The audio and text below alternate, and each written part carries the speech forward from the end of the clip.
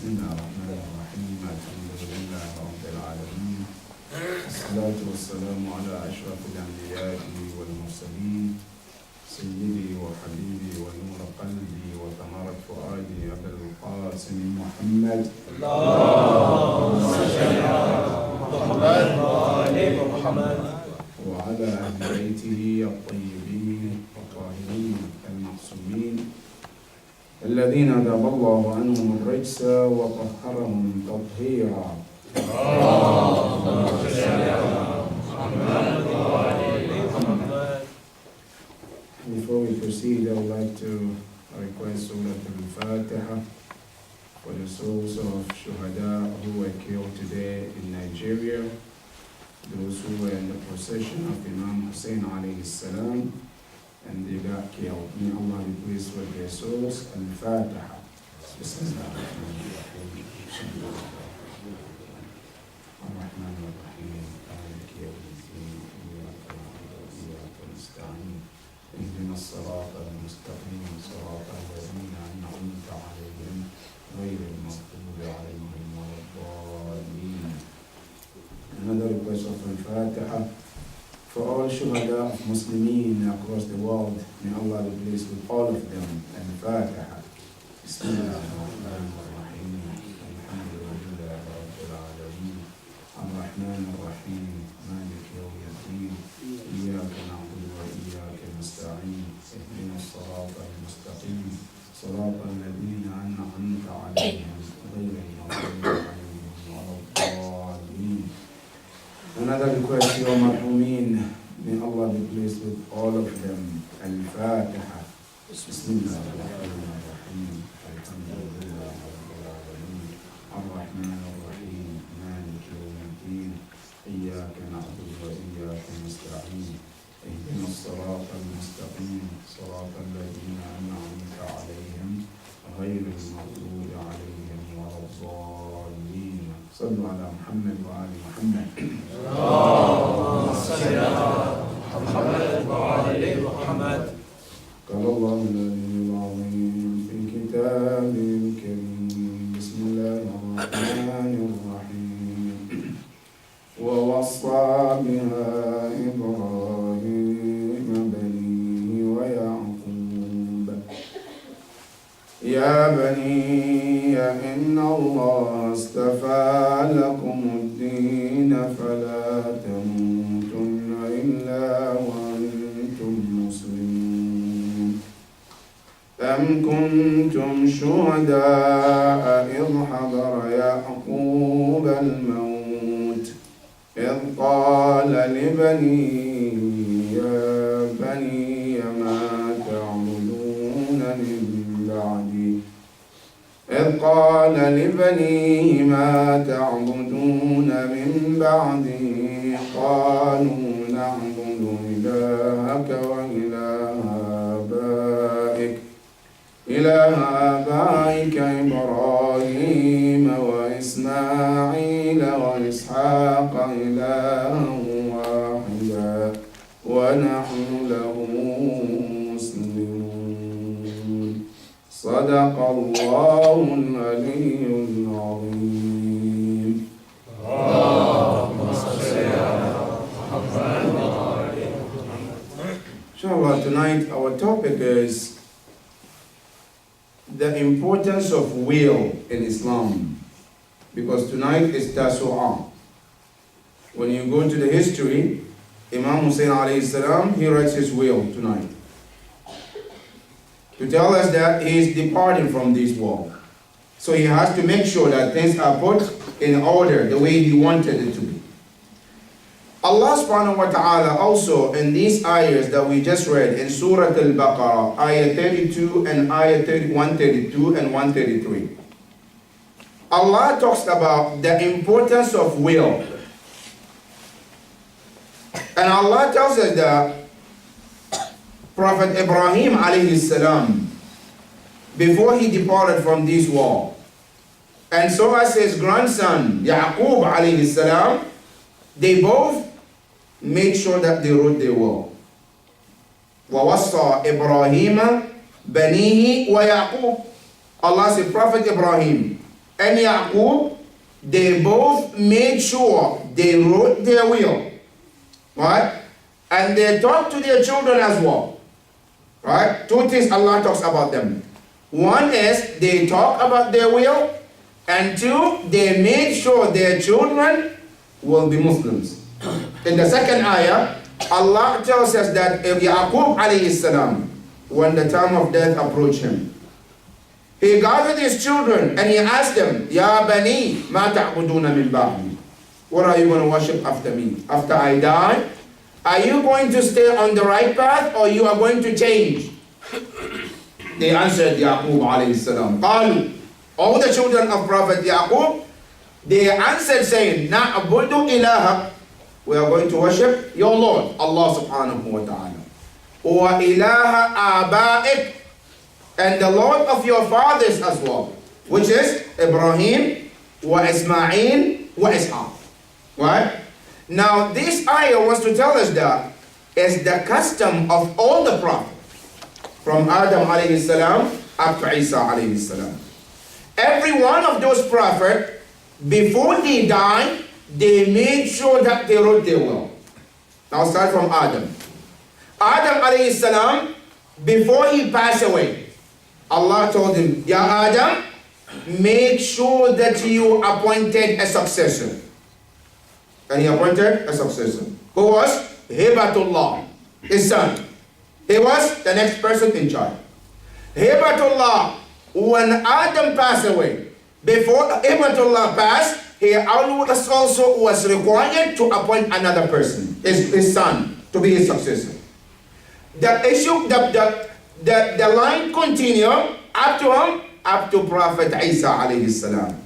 That Isa alayhi salam, before he passes, Allah told him, Ya Isa, before you're not done yet, but Allah wants you to appoint the 12 disciples who will be successors while you're gone.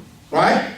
Now look, from Adam up to Isa, all the scholars, all Muslims, they agreed that every prophet has a successor. Until you got to Muhammad sallallahu alayhi wa sallam. Until you get to Prophet Muhammad, the issue changes. What is it? Muslims, some of us, we believe now Prophet Muhammad, when the time of his death came, he didn't appoint anybody. He just died and left this world without a successor. Good. Now, if we take this as a truth, right? Now, when you pass Rasulullah, you go to the first Khalifa, Abu Bakr, right? What did he do? When the time of his death came? No, Abu Bakr said, no, I'm not going to die until I appoint a successor. Yeah. Allahu Akbar. Abu Bakr, he was in his deathbed. Look in Tariq al-Tabari and the other historians, they said Abu Bakr was very sick, but he still could remember that he has to appoint successor. What did he do? He called and invited one's companion, and he told him, write my will. What is it? He said, I want you to write that I, Abu Bakr, I've chosen. Then he became unconscious. The man was writing, he wrote, I, Abu Bakr, I chose. Then he became unconscious. The writer, he himself, he wrote, Omar ibn al-Khattab. Right? Later on, Abu Bakr gained the conscience. He asked him, what did you write? He said, I wrote that you chose Omar. He said, good job. Right? That is Abu Bakr. Abu Bakr passed. Then the turn came for him, for the second Khalifa, Omar ibn al-Khattab. Now, Omar ibn al-Khattab, did he die without appointing successor? No. Allahu Akbar. Rasulullah, he did not. But Abu Bakr, he did. Omar, he did. What did Omar do? Omar said, I'm not going to die until I appoint 6 people. Allahu Akbar. See, Abu Bakr, he appointed 1, right? Now, Omar, he's more concerned about Islam and about Muslims. He appointed 6. And what did he say? He says, I want those 6 people that I'm appointing them. Anyone you choose is fine. Right? They nailed them down one by one until it became 2. Abu Bakr, it became Imam Ali, and it became Uthman. Now these 2, Other one are competing. The other 4, some of them withdrew. They said, no, I don't want to be. Right? It became only 2 of them. Now look at how they eliminated Imam Ali. Right? Now they said to Imam Ali, now it's 2 of you and Uthman. Now, Ya Ali, we're going to pose a question to you. What is the question? Ya Ali, if you get chosen to this position, tell us that you will, right, rule the people based on the Quran, 1. 2, based on the Sunnah of Muhammad, 2. 3, based on the Sunnah of 2 Sheikhs. Right? The Sheikh of Abu Bakr and Umar. Imam Ali alayhi salam said, okay. If I get chosen, I will rule people based on the Quran, 1. 2, based on the Sunnah of the Prophet, 3, and the knowledge Allah gave me. Not the Sunnah of 2 Sheikhs. Right? They say, sit down, Ali. They brought Uthman. Ya Uthman, tell us, if you get elected, will you abide by the rule of Allah and rule people according to the Quran? He said, yes. Will you rule people according to the Sunnah of the Prophet? He said, yes, I will. I said, would you rule people according to the Sunnah of Abu Bakr and Uthman? He said, yes. He said, you're the Khalifa. Right? Now he became Khalifa. Good. Now look at it. The question is, here Abu Bakr, he didn't die until he appointed successor. Umar didn't die until he appointed successor. Right? Now the only one who is missing the importance of Khalifa is Rasulullah. Can you understand the point? Right? And more importantly, we all know in the history, the Prophet didn't die of heart attack. You all know that? The Prophet didn't die of heart attack. If he died of heart attack, we know, okay, he didn't get a chance to. Right? Just didn't give him. Now, oh no, Rasulullah, he went to sleep and never woke up. Okay, no chance to write a will. Right? We know, and the Quran confirmed that 3 months before the Prophet's death, he knew that he was going to die. Where? In Ghadir. Ghadir Khum, the Prophet stood on the minbar and he said, Inni ushaku an ud'a fa ujib. I get an information that I will be called and I have to answer the call of Allah. 3 months before the death, and that was in Dhul Hajj. Right? The Prophet already knew. And then after that, Moharram came. Then after that, Safar came. At the end of Safar, 28th of Safar, the Prophet departed this world. And he knew. Right? But with all that, we say the Prophet didn't mention the Khalifa. He died without mentioning successor. Now, question. Don't we say we are the Sunnah of Rasulullah? We are the Ahlul Sunnah wal Jama'ah? Yes, we are. Don't we? We are the Sunnah. Now, question. What is the meaning of Sunnah of the Prophet? Sunnah of the Prophet means if the Prophet does something, it becomes wajib upon us to follow that Sunnah. Right? Yeah. Now, if that is what we believe, if the Prophet didn't appoint a successor, shouldn't that be a Sunnah of us to follow? Where did we come up with mentioning successor when we say the Prophet didn't mention anybody? Right? But at the same time, you can see the contradiction. That Rasulullah in Sahih al-Bukhari, when you go, there is hadith that the Prophet, when he's bad, right? And he said, Atuni bi katifin wa dawatin aktub lakum shay'an lan tadillu ba'di abada. The Prophet said, bring me a paper and pen. Right? And I'm going to write you something that you will never go astray. The Prophet asked, and you know what happened? The hadith said, وَقَالَ رَجُلٌ. Amazing, amazing. Sahih Bukhari, he doesn't mention the name of the man, right? He said, when the Prophet requested a paper and a pen, a man, Allahu Akbar, like the man is a ghost. Nobody knows his name. That's it. We are not going to mention him. Who is the man? What did he say? Then the man said to the Prophet, Inna Muhammad or Inna Rasulallah la yahjur. That's the word. La yahjur. The Prophet is out of his mind. So don't let him write anything. Allahu Akbar.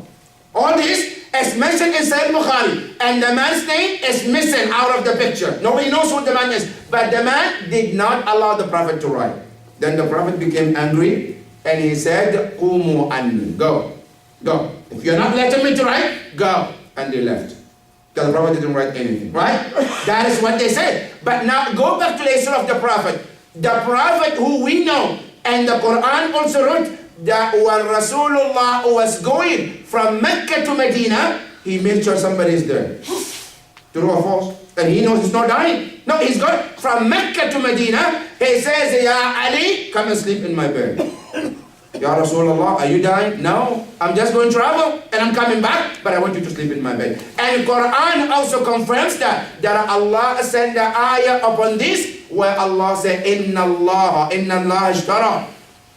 Allah subhanahu wa ta'ala says, those who sold their souls for Allah subhanahu wa ta'ala, ibtigha'an, seeking the pleasure of Allah. Rasulullah is not dying, but he mentioned somebody to sleep on his bed. That's one. Number two, the Prophet was going to the battle of Mu'tah. And he's coming back, right? He said to Ali, and this hadith is mentioned in all the Sahih al-Bukhari, Muslim, Tirmizi, al-Bayhaqi, Ibn Majah, Sunan Abi Dawud, all of them they mentioned this, that the Prophet said to Ali, Ali, I want you to stay in the city, in Medina, don't go with us. One, Imam Ali asked, I say, Ya Ali, ama tarda an takuna minni bimanzilat Haruna min Musa. Don't you want to be a successor to me like Harun was to Musa? Then Imam Ali said, okay, Ya Rasulullah, it's the state. Rasulullah is just going to the battle and he's coming back, and he made sure that somebody is appointed, somebody is responsible, right? But Rasulullah is dying and he doesn't mention somebody to be a successor. Right? Put this aside. Go back to the Quran. Allah tells us about Musa alayhi salam. Musa was invited by Allah for 40 days, 40 nights. Right? But he said, I'm not leaving until I made sure somebody is taking care of Bani Israel. Who is he? He appointed his brother Harun. Ya Harun, I'm leaving. I'm not dying. I'm going to receive a revelation from Allah. For just 40 days, I will be back, but I want you to be in charge. Right? He left, and Imam Ada and Harun alayhi salam was in charge. Right? He came back, things have changed, but he was angry, but he know he appointed someone to be in charge. Now, you want to tell me, all those prophets, they get it, and Rasulullah doesn't get that point? All those companions, all those Muslims, they understood the importance of succession, but Rasulullah doesn't get it. Now put this aside, come a little down. Now, have you seen any country in the world today that we live as a country without a vice president? Every president, as soon as they appoint him, the next thing he does is to find somebody who will be his successor. So all of us, we understand, but the Prophet doesn't understand, right? Come a little down. A family of a man, a husband and a wife and the children.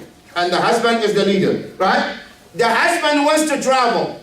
What does he do? He makes sure that the mother is now in charge of the family, right? So that everything goes smoothly. No father will leave the family and without making sure there is someone who is responsible for the family.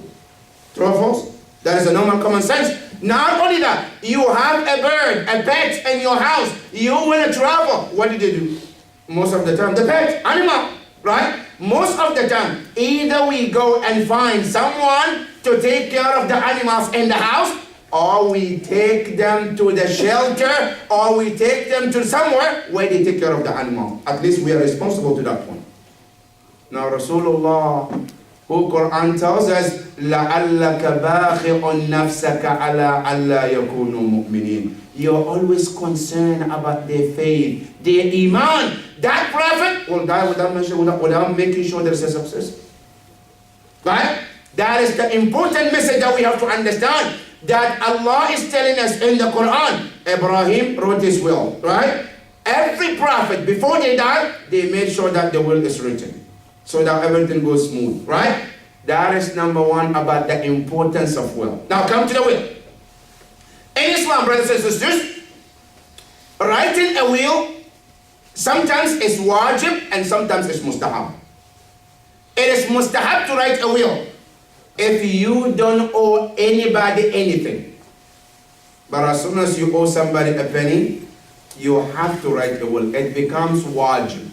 Meaning, the law of writing a will is two. Sometimes it's mustahab, sometimes it's wajib. But it's wajib as soon as you owe somebody something. Then the rule changes. You have to write it. Right? Now, this will is that if I owe a person a money, anything that I owe someone, I have to write in a will. If I don't write, Allah will ask me Yawm al-Qiyamah. Right? A will is wajib upon a person who owes something from someone. Right? And this will, you have to write it in 4 categories. 4 categories is how you write a will. Number 1, they call it al-wajib al-mali. Al-wajib al-mali means what? If you owe anybody money, even if it's 1 cent, $1, you have to write it in a will. You have to. And this is 2 kinds. Right? The first one is divided into 2. One is called al-wajib al-mali lillah. A money that belongs to Allah. That is one. Number 2, al-wajib al-mali lil-nas, for people. Now, the first one, al-wajib al-mali, if you owe Allah any amount of money, it's wajib to put in your will. Whether you like it or not, you have to write it. What is the money we're talking about? Khums. I owe Allah a khums of $1. I haven't paid. I have to put it in writing. And here I want to emphasize the importance of khums. Because today, mashallah, some of us, we don't take this important wajib as wajib. We take it lightly. You know our 12th Imam, Imam al-Hujjah, Ajjalallahu ta'ala farajahu al-Sharif.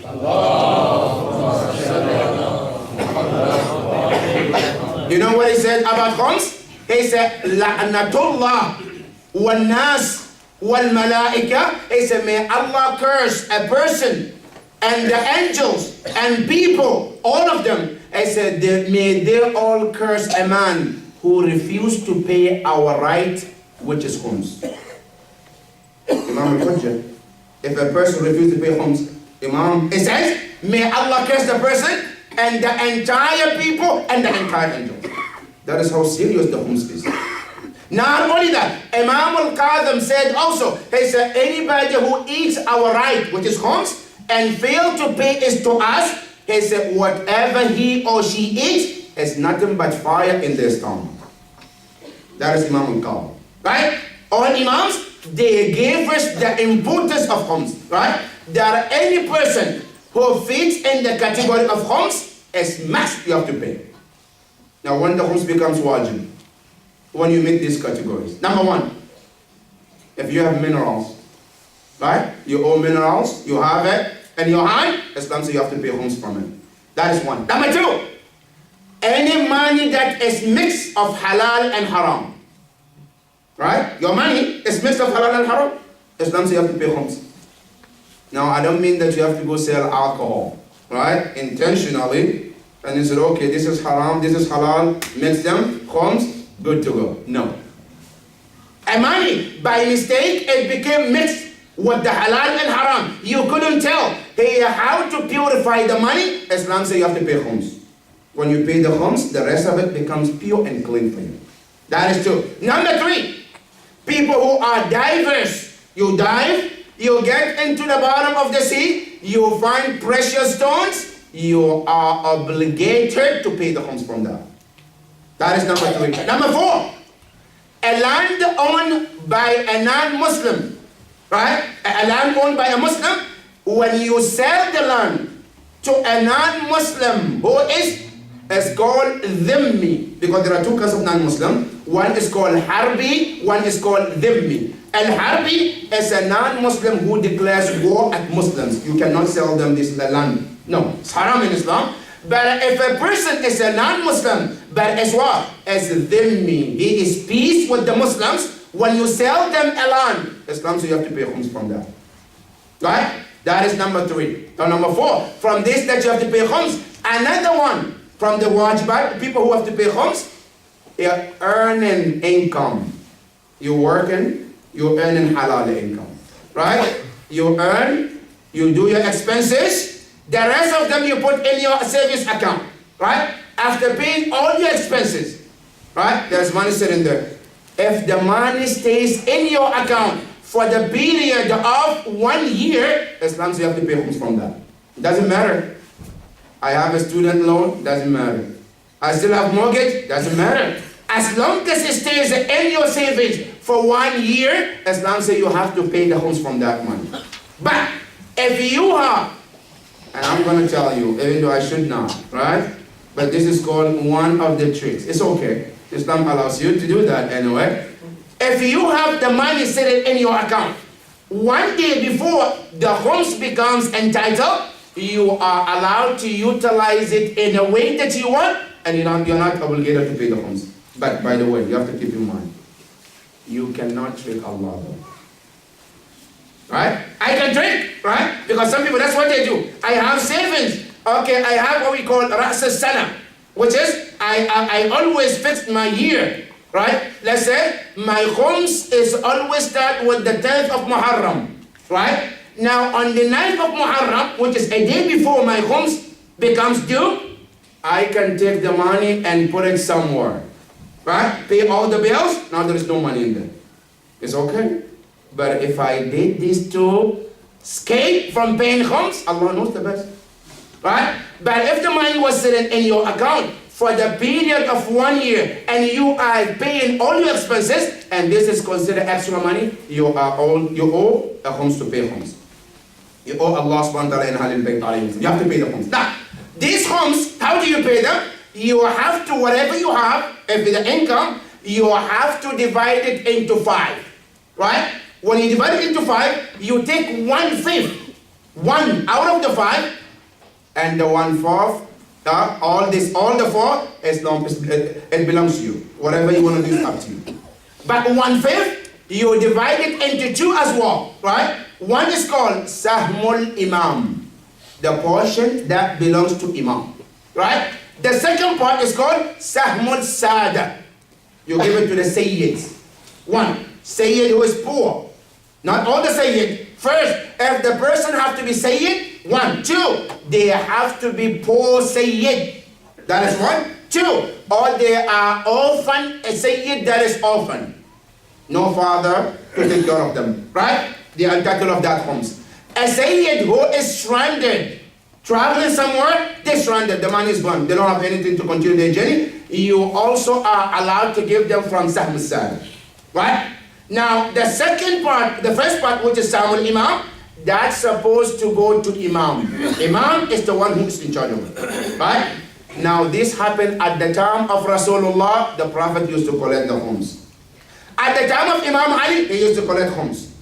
At the time of Imam Hassan, he collected the homes. Every Imam was entitled to collect homes until the time of 12th Imam. He was collecting homes also, right? But he was collecting through the 4 ambassadors of Imam, right? Until the last one, until the time of the last one, Imam changed it and he says, the home's supposed to go to the marja who meet the conditions, right? So now, if I have a marja, which we should, right? If you have a marja, you have to give your home to that marja, right? And sometimes you have 2 options. One option, you can give both together, Sahmul Imam and Sahmul Sada, both together to Imam. You can do that. Or, no, you can give just the Sahmul Imam to the marja, and if you know of Sayyid who meet the qualities of those who are supposed to make the homes, you can give them without authorization of marja. You can do that, right? But if not, you have to give both to Imam, right? So the first thing you have to write in your will is called Haqqullah, the right of Allah, which is homes. Now, pay attention, this is very important. Why? Because even if you don't write it in your will, let's say I ignore it, I don't want to write it. You know what Islam says? It says it doesn't matter. If I pass and I have homes on me, I didn't write, Islam comes and tells the children, listen, your dad owe Allah, and you are not allowed to touch a penny out of whatever your dad left until you pay all the homes, then you can take whatever is yours. Even if you pay that everything goes to the homes, that's what you're supposed to do. But you're not allowed to touch a penny from that Haqqullah unless the homes is paid off.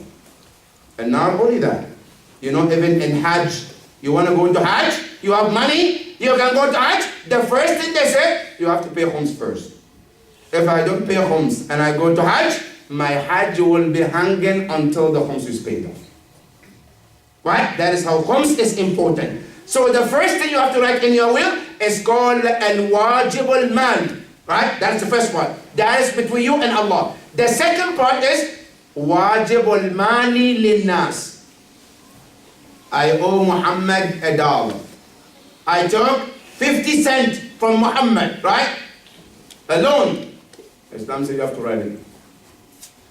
And that is where we people who live in America and Canada and the West, we all have to have a will. Whether you like it's wajib. Why? Because you have mortgage, right? You have to write it in the will. You have credit cards, don't you? Yes, you have to write it in the will. If I owe any company of credit card I have to write in the will. I owe this company this amount of money, and if I die before paying off, they should take from whatever I have to pay them. But unfortunately, mashallah, today we have some self-made maraja. And you can find them in any community. Alhamdulillah, they haven't been to Hausa, but they're self-learned people. They give free fatwas. Right? What did they say? They said, okay, it's okay, you live in America and Canada, you get those credit cards, you can swipe it. This is a kafir, who cares? Allahu Akbar. That's fatwa from their own learned scholars, right? Free of charge. They have no risala amaliya, but they're good to go. They can tell you everything that you want to know about Islam, and part of their fatwa is okay. And some of them, mashallah, they go get the credit cards, they swipe it, buying. Later on, they say to the Canada, Khuda Hafiz. You live Canada, right? Now I took all the money I need from kuffar, and now alhamdulillah I'm okay. Wallah, it's haram in Islam. If you don't pay them here, you will pay them Yawm al-Qiyamah, at the border of Allah, right? When you come to the border, Allah will tell you, you owe these people money, you have to pay them. It's haram to take anybody's penny. Right? Whether they're Muslim or non-Muslim, every penny from every human is counted and you are responsible for it. Right? Now, if I owe any company or a person or individual, I have to write it in my will. And that is the first part. It's called wajibul mali. That is the first part. Now, after you finish with the money, then you come to the second part. And it's called wajibul mali wal badan. Wajib, that is also involved two parts. Now listen careful. The first part is just about money. The second part, if there is any wajib that involves money and the body. Example, Hajj. Right? At one point, I am able to go to Hajj. But I decided, no, I'm not going to go. Why? I don't feel like it. Allahu Akbar. You don't feel to go to Hajj? Yes. Instead, I'm going to go to Las Vegas. Right? Go have fun. We'll have a good time, Tampa, Florida, and inshallah. Allahu Akbar. Next year comes, you don't have a means to go to Hajj. Islam says you still owe Allah on your neck, you have to go to Hajj. I don't have money now. Islam says I don't care. You had it last year. You failed to go, it's still wajib upon you to go to Hajj. I can't go now, I have to write in my will. If I get a chance to go, fine. If I don't, my children or somebody I have to authorize to take from my money and go to Hajj on my behalf. And that is something we have to learn. Hajj is not something you have to delay. We have to, many kinds of wajib. Hajj is called al-wajib al-fawri. The year that you are able to go to Hajj, you have to go, you're not allowed to delay. Right? Unless something necessary comes in your life and you are not able to go, that is different. For example, sickness. I want to go to Hajj, I'm sick, I can't go. That's fine. But what sickness are we talking? I'm not talking about small headache. I say, I have a headache, so I'm going to skip Hajj this year. No, that's not what we're talking about. My wife is sick. I have to be there for her. That is a good excuse. My child is going through something. I can't leave them. That's different, right? But if I don't have a good reason for not going to Hajj, I have to write it in the will. So that way, after I die, before my inheritance is shared among my children, first they have to also take the Hajj. Either one of the children have to volunteer and they pay all his expenses to go and do the Hajj on your behalf, or they have to hire somebody else to go and do the Hajj from the money. That is called al-wajib al-mali wal-badi. That's number 2. Number 3, and it's called al-wajib al-badani. And wajib, that there is no money involved. It's just body. Example, salat. Right? Salat, I owe Allah. At some point in my life, I didn't pray. Right? Oh, I have some qada umri. I didn't pray in my life. Right? Islam say you have to write it in your will. And here, let me make it clear. Because some fathers, they taking advantage of this. Right? Allah said, when I die, my older son have to do it. Poor older son. Right? So, okay, I have 50 years of namaz. Inshallah, you have to take care of it. Poor boy. You have no saying. Allah said so. Dad, why didn't you do your namaz? No, I was watching my favorite game. No, that doesn't apply on your son. The one that applies on your son is the salat that you miss not intentionally. And two, if I miss certain prayers, I have to start paying them while I'm alive. I cannot put them aside, waiting for my son to come and do them after I die. No, I have to start paying them. In case I die, before I pay them off, then my child can do that. And you know what? Not only that, here Islam said to your children, they have two options. Option number one, they can either they can take from whatever the father leaves, they can take and hire somebody to do on behalf of their father. Right? That is one choice. Second choice, no. The father himself, the father, if he is smart, right? If he's smart, here Islam gives you 1/3. Before a person dies, Islam says your money, your property is divided into 3. Right? Islam said 1/3 is your choice. You can play with it in anything you want to do. But 2/3, no, you cannot touch it. That is supposed to go to your children. Right? So the 1/3, if the father is smart, then he writes in the will, I want you to hire someone to pray on my behalf.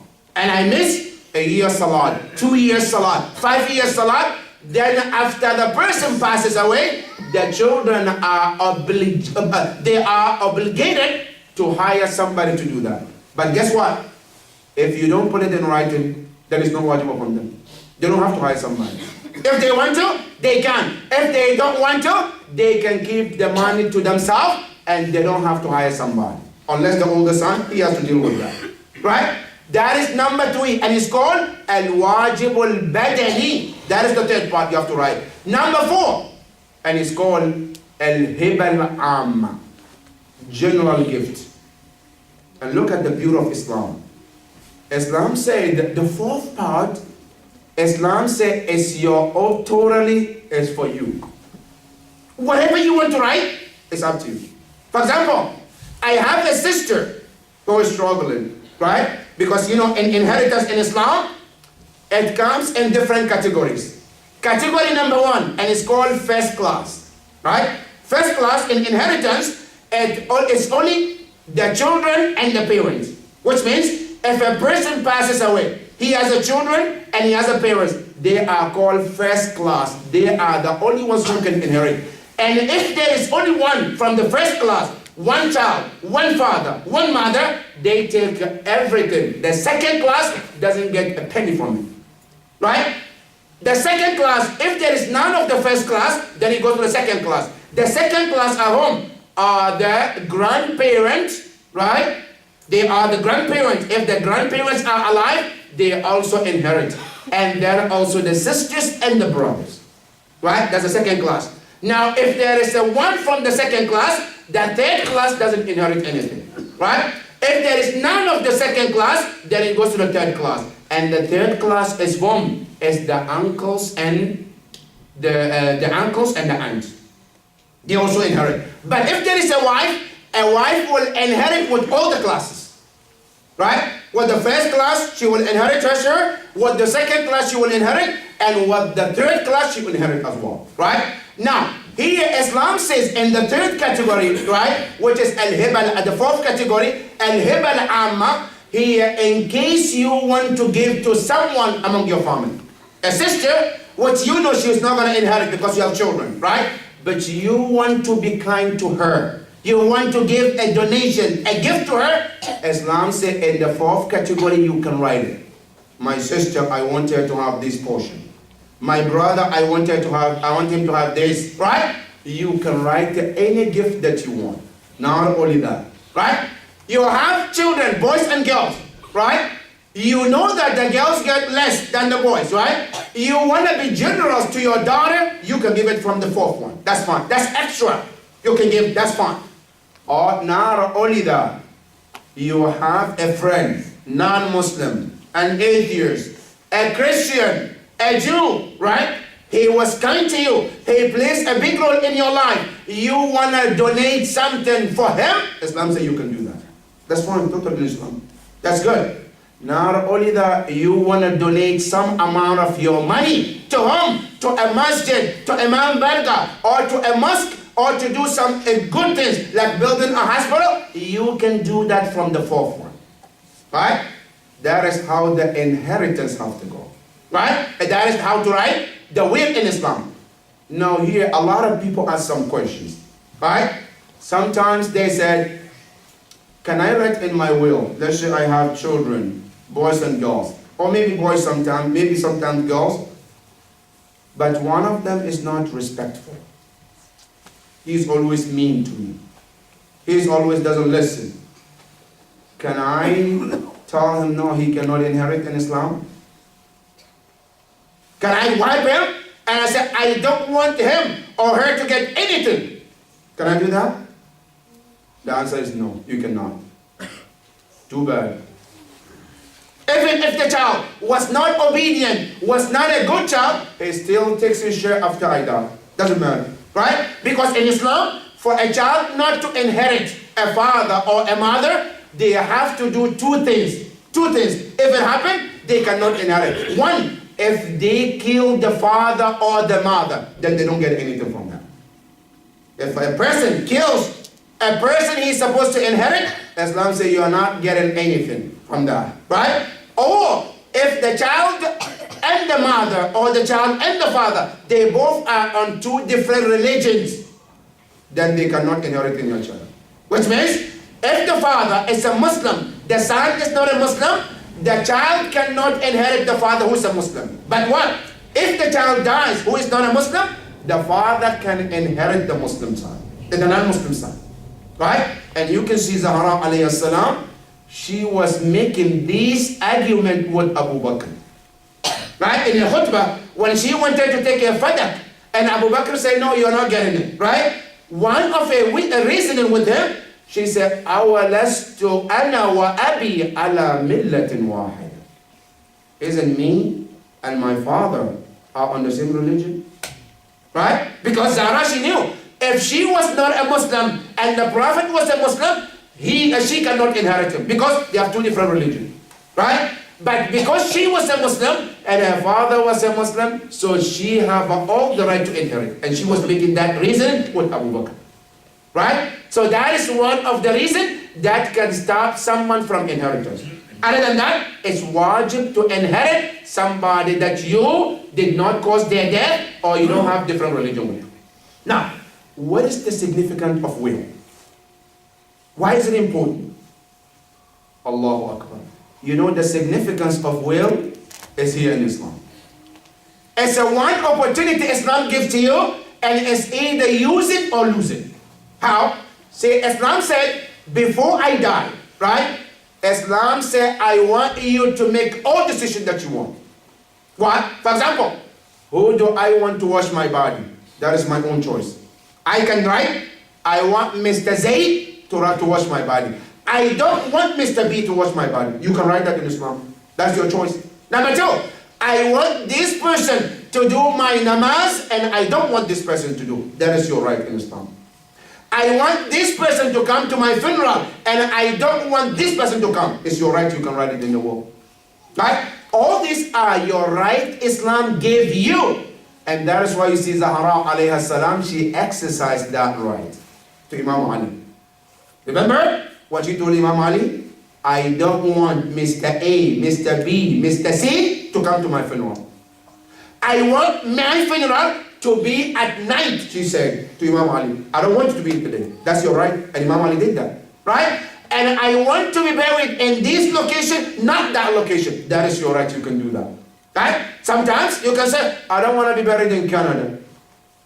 And those you put them to be responsible, they have to abide by your law. Right? If I want to be buried in Najaf, I have to make sure the person who is in charge have to make sure that I get buried in Najaf. Unless it becomes unbearable. They cannot. They tried and they couldn't, then that is different. But if they can, they have to abide by the law, by the request of the deceased. Right? These are the rights that Islam gave you. So if I don't write the will, I say, no, I don't care. I don't write my will. Then now Islam says it's the right of the family to make decision for me. Whether you like it or not, too bad. Since you didn't write it, now the family, they make the decision. Sometimes you don't want somebody to come, but too bad, they're going to come because you didn't write it down. But if you write it down and you say what you want, they are obligated to follow exactly what you ask them to do. That is one of the benefits of the will in Islam, right? Now, after you write the will, there is one important message you have to understand. And that is, you are allowed to change it any time you want. Because some people, they think, as soon as I write, that's it, I can't change it. No, no, no. The will is not effective until the person who write the will, the owner of the will, until they die. When they die, then the will become effective. But as long as they're alive, they can change it any time. And guess what? It's highly recommended in Islam to even change your will every 6 months. Right? You write your will, every 6 months you change it. Maybe, for example, in the first 6 months, I wrote, I want Mr. A to get 30%. I want Mr. B to get 40%. I can change it. I don't want to give Mr. A anything anymore because he made me angry. Right? Is your right? You can change it if you want. You don't have to abide it. So as long as you're alive, you are allowed to change it the way you want until the day you pass. After you pass, that's it. Then they have to follow exactly what you do. That is number one. Number two, when you write a will, you have to have someone called mushrif. Mushrif means what? Supervisor. Right? A supervisor who will supervise the will and make sure that it's done according to your wish. Right? And that supervisor have to meet some condition. Number one, they have to be baligh. You cannot write a supervisor to be 5 years old. No. He cannot supervise anything. So they have to be baligh. Baligh means they are matured Islamic year. Right? If they are baligh, they can be. That is one. Number two, they are not supposed to be safi, which means they have to be sounded and mentally fine. If they have any mental challenge, they cannot be a supervisor of a will. That is number two. Number three, they have to also be a person who can execute the will. He can practice. Make sure that everything you requested is applied. Right? That is number three. Number four, you have to make sure that also the person that you are asking is a mu'min, and he will make sure that everything you requested is going to be done. Right? And that person you can change it anytime too. You don't have to abide by one person to the rest of your life. No, you can change the person anytime you want. Right? Now that is a small and summary about the will. Now you come to all the imams, they all have will. Now you go to Imam Ali alayhi salam. Right? He has a will. In Nahj al-Balagha, he mentioned his will. Right? And the will in Islam is two kinds. One is about the inheritance that you have, and one can be advice. You want to happen, advices you want to give, you can put it also in your will. You see, Imam Ali alayhi salam, his will is one, not two. And his will is called al-wasiyya fi deen, not fil mal. You know why? Imam Ali doesn't have any will about money. You know why? Because Imam Ali never had money. He didn't leave any money. So he didn't write any will about money. What the will that he wrote is advices for his children and the entire mu'mineen. That's the will of Imam Ali alayhi salam. Otherwise, Imam Ali didn't have any will about who to get what, because Imam Ali was poor, as you can see, and he didn't leave anything. And Imam Hassan said about him, he said, Abi lam yukhallif bayda wala safra. He didn't leave any gold or any silver after he died. He only left, right? Only about the will of Islam, what to do and what not to. That was it, right? Now you come to Imam Hussein alayhi salam. On the night of Tasu'ah, like tonight, he wrote his will too. Allah. What did he write? Number one, Imam Hussein alayhi salam, on the night of Tasu'ah, he knew that on the day of Ashura, he will be dying. For sure. So what did he do? The first thing he did, he has two kinds of will. One towards Imam Zayn al-Abidin, the other one towards Zainab alayhi salam. Now with Zainab, what did he say? Allahu Akbar. With Zainab alayhi salam, he had two wills with Zainab. The first will, he said to Zainab, he said, "Adhkurini fi salatil layl." Allahu Akbar. He said, Ya Zainab, what I want from you is please, after I pass, whenever you do salatil layl, namaz al-shab, he said, pray for me. Allahu Akbar. And you name Imam Ali also, Zahra told him the same thing. Zahra alayhi salam, in her will, she asked Imam Ali, she said, Ya Ali, every night, I want you to read me two surahs of the Quran. One is Surah Yasin and Surah Safat. And I want you to come to my grave and to do that. And Imam Ali used to go there every night to read the Salat, Surah Yasin and Surah Safat. Until one night Imam Ali went there and he fell asleep. And he saw Zahra. And Zahra told him, Ya Ali, from tonight I don't want you to come to the grave. You can read at home. Then Imam Ali asked her, why? You asked me before you died that you want me to read Surah Yasin and Surah Safat. Why now? She said, the reason why I don't want you to come, because I saw Hassan and Hussein. They both woke up in the middle of night. They were looking for me and I'm not there. And they were looking for you and you're not there either. And I don't want to break their heart. So I want them at least to see you when they wake up. Allahu Akbar. So Ya Ali, from tonight, you don't have to come to my grave. And Imam Ali alayhi salam started to read Surah Yasin and Safat for Zahra at home from that. So Surah Yasin and Safat is one of the important surahs for the deceased. Right? So Imam Hussein alayhi salam, he told Zainab alayhi salam, he said, Ya Zainab, udhkurini fi salatil layl. That is his first will. The second will, he said, also, I want you to take care of the children after me. Because I know the Bani Umayyah, after they kill me, I know what they will do with my body. But don't worry, because I know that is not in your hands. But I want you to take care of those children. And especially Sukaina. Allahu Akbar.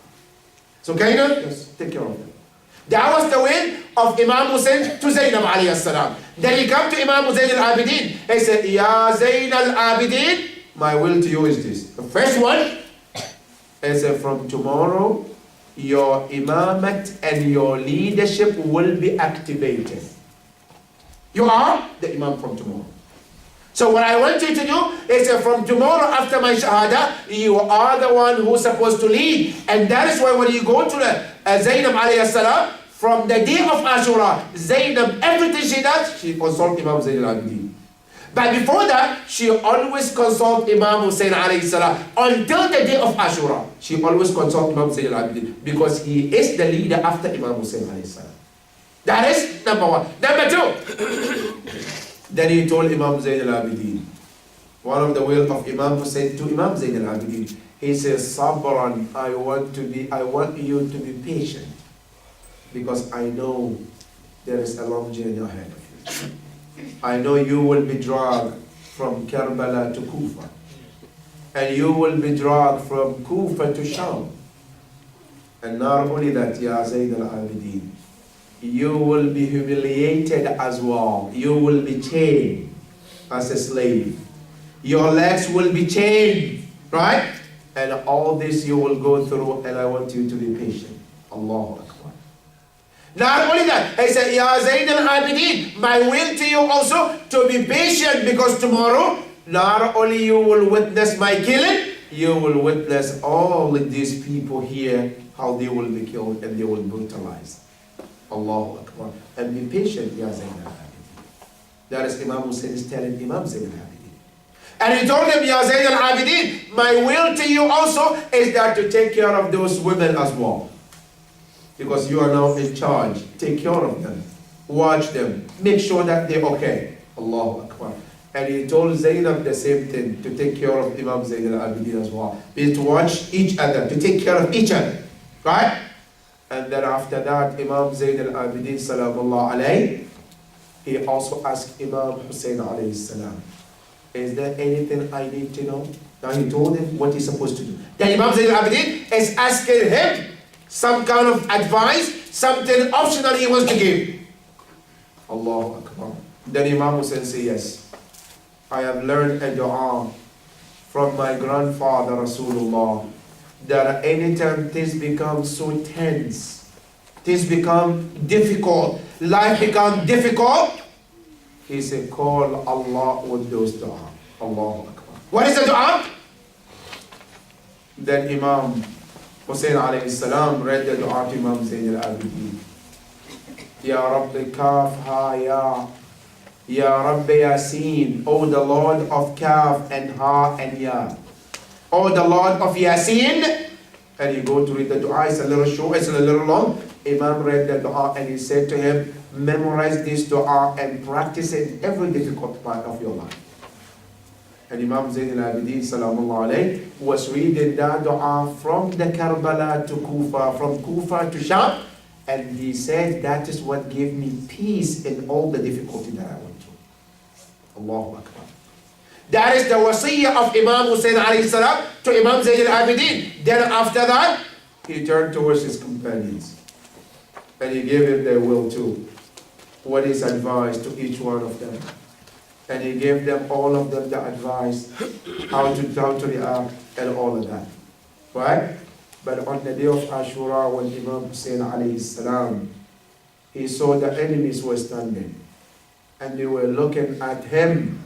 And when you look at the crowd, they are like ocean in front of Imam Hussein. Imam Hussein alayhi salam looked at them and he said to them, he said, Ya Mahshar al-Qawm, or you the group of people. He said, I don't want you to first start anything until I tell you your right upon me as your Imam.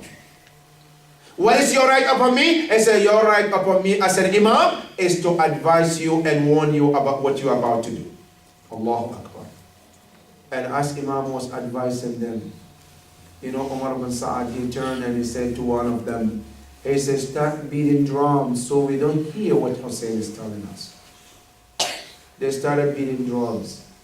Then Imam Hussein said two things. He did two things. The first one, he said, I know why you are not listening to me.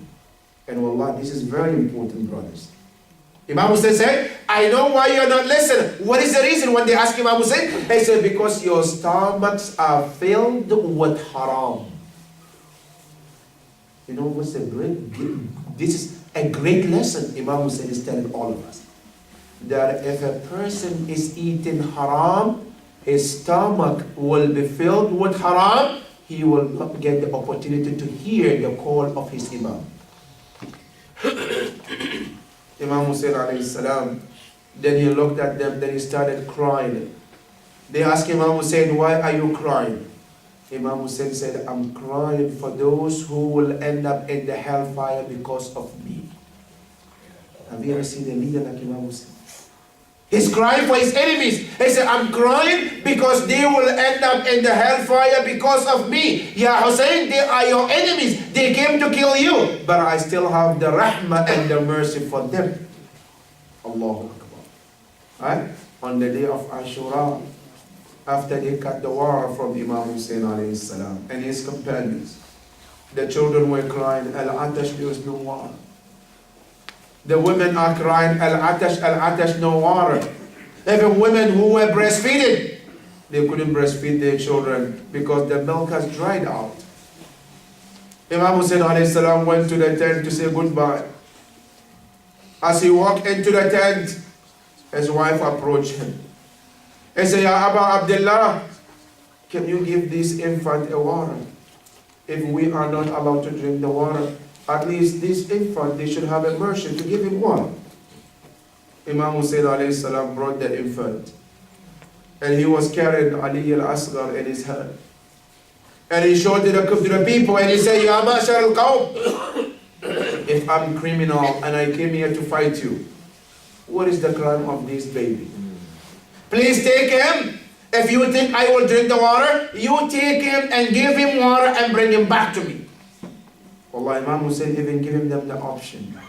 In case you don't trust me, that I will drink water. In case you don't trust me, that I will betray. Now you take the infant, give him water, and bring him back to me. You know, that is when the army of Umar bin Sa'd divided into two. Some, their conscience came to feel sympathy with the baby. Some of them said, yes, let's give the baby a water. Some of them said, no, don't give him water. Allahu Akbar. Then the dispute started among them. They started fighting each other. They started shouting at each other. Umar bin Sa'd, he turned and he said, are you fighting because of this infant?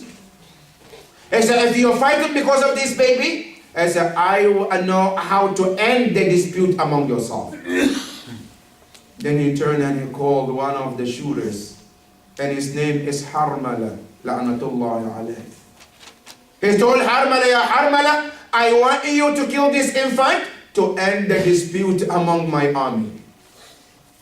The baby was in the hand of his father, Imam Hussein alayhi salam, hoping for the drink, hoping for water.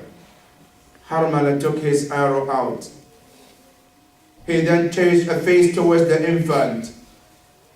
And then he shot the baby. And Imam Hussein was looking in the sky at that time, hoping that these people, one of them will come and take this baby and give him water. As the baby was also waiting for water, the lips of Ali al-Asghar was dry. They didn't have a milk. Allahu Akbar. Wallah, you think about it. This is a baby. He didn't come there to fight them. Today in America and Canada, some of the parents, when they have a baby in the car, they put a sign, baby on board. So be careful so not to hurt the baby. Right? That is how much we're concerned about the babies. What about the son of Imam Hussein? Imam Hussein is hoping that these people will give the water to this infant.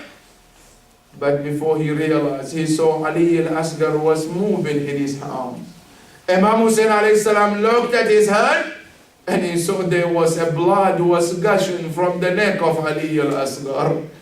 Imam Hussein alayhi salam, the narration said, when he looked at him, he said, Wallahi ka'annahu at-tayr al-madhbuh. He said, when I look at Ali al-Asghar, he looked like a bird that has been slaughtered from one jugular vein to another jugular vein. Imam Hussein put his hand under the neck of his son.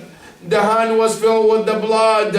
He looked at the sky and he threw the blood in the sky and he spoke to Allah saying, Ya Allah, لا يكونن هذا أهون عليك من فصيل ناقة سارة. Ya Allah, the blood of this son of mine shouldn't be a less crime compared to the baby of the camel that the people of Salah were killed. You know, Imam Hussein was making a reference to Allah, saying, Ya Allah, you destroyed the people of Salah because they killed an infant, they killed a baby camel. Now these are the children of the Prophet, the infant of the Prophet, and now he being killed in the land of Karbala. Ya Allah, what would you do to those people? Then he put his hand the second time under the neck of Ali al-Asghar, and the hand was filled with the blood. Imam Hussein then wiped on his face and he said, هَكَذَا أُرِيدُ أَن تَلْقَى جَدَّكَ رَسُولَ اللَّهِ. That is how I want you to meet your grandfather Rasulullah, with your blood being washed on your face, so that way Rasulullah can see how these enemies of Allah have treated his descendant and Ahlul Bayt. Imam Hussein alayhi salam took the infant back to the tent. The first person he met was the mother of the infant. When she met the Imam Hussein, she said, هل سقيت ابني ماء وجئتني ببقيته. Did you give water to my son and brought some of it for me? Imam Hussein alayhi salam said to her, خذي ولدك مذبوحا من الوريد إلى الوريد. Take your son who has been slaughtered from one jugular vein to another jugular vein. Take your son. These people, they didn't spare even an infant of this land. Imam Hussein alayhi salam gave the baby to his mother, and the mother took the baby and she said, I wish I knew you will be killed. I knew you will be shaheed. I would have prepared you better for today. I would have prepared you for better for today like today. I didn't know these people will kill you. The important part is this. You know, every father is the most difficult part is to bury his own son. Imam Hussein alayhi salam, they said the only shaheed that he buried was Ali al-Asghar. Why? Because Imam Hussein knew that on the day of Ashura, after they all get killed, the horses will jump on the body of all of them. And he knew that Ali al-Asghar, as infant as he was, his body cannot take the trump of the horses. So what do you have to do? He has to bury him to protect him from the horses being stamped on him. Allahu Akbar. And the most difficult part was when he was digging the grave of his son. Imam Hussein alayhi salam, he was hoping that his sons will be the one to bury him. Now he has to bury his son, and especially the infant Ali al-Asghar. Imam Hussein alayhi salam, the narration said, whenever he digs the hole, then he becomes unconscious. He cries for this infant Ali al-Asghar until Imam Hussein finished the digging the hole. After he finished digging the hole, the most difficult part was putting the baby inside the hole and buried him for the life that he could not see him until he goes to the barzakh as well. Imam Hussein alayhi salam sat on the cover of his son and he cried and wept, where the narration said even the grave of Ali al-Asghar became wet from the tears of Imam Hussein alayhi salam.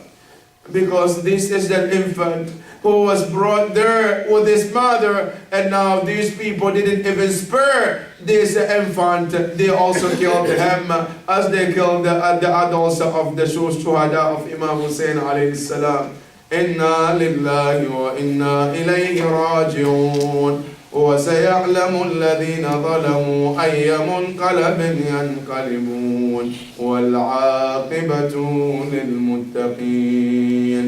يا حسين يا حسين يا حسين.